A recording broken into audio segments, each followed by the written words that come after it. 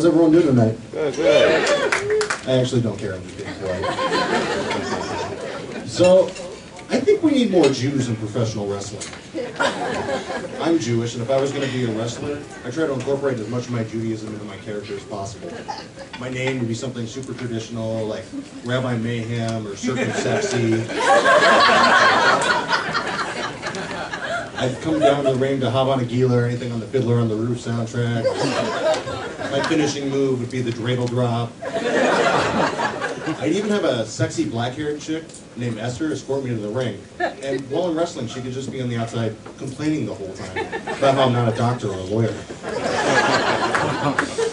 Speaking of things that Jews aren't allowed to do, my friends and I have this tradition of going to the strip club on Valentine's Day because that's when we think the strippers are at their most emotionally vulnerable.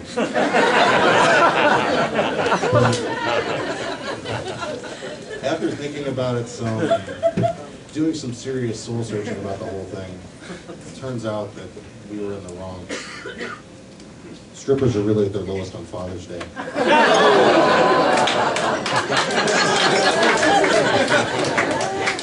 Actually, a lot of guys fantasize about having sex with 2 different women at once.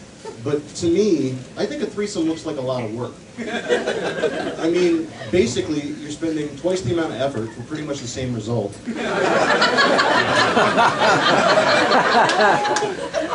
But instead of just one woman harshly criticizing me to the verge of tears, there'd be another one just sitting there, agreeing with her the whole time. Speaking of Transformers 2, I actually dated a girl with one hand once, which was a lot harder than it looked. On our 3rd date, I decided to take her to the producers, which was a terrible idea because I really didn't take into account the amount of clapping that goes on at musicals. At first I tried to overcompensate and clap really loud for the fact that she couldn't clap, which kind of made me look like a douche. Then I looked over and saw what her version of clapping was, which was like a heroin addict getting ready to shoot up.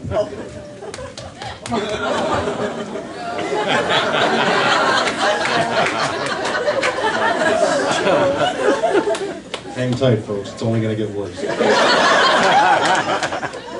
So in my infinite wisdom, I decided to do the same thing, you know, as a show of solidarity.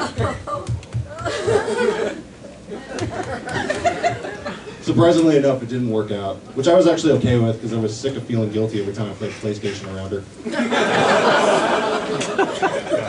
And on the topic of hand jobs, I've been getting up every morning and weighing myself, and I've come to the conclusion that I'm not getting fat, but I just have heavy organs. Little meaty pancreas or oversized kidneys. It was funny to me, at least. Anyone out there have tattoos? Yeah. I always wanted to get one, but if I did, it would have to be something that my mom would never notice, like a tattoo of a Band-Aid or a scab. Speaking of Angela Lansbury,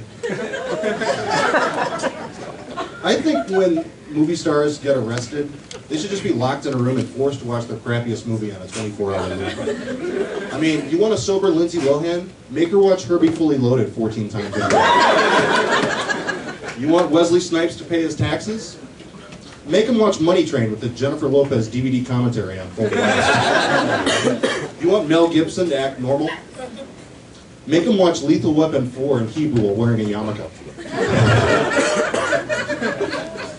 Hey, wouldn't it be great to be full-blown retarded for just one day? I mean, we're just so happy all the time. Plus, the positives definitely outweigh the negative.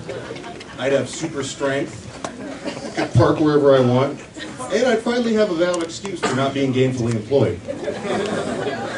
Again, it was funny to me. All right, that's my time. Thanks, guys.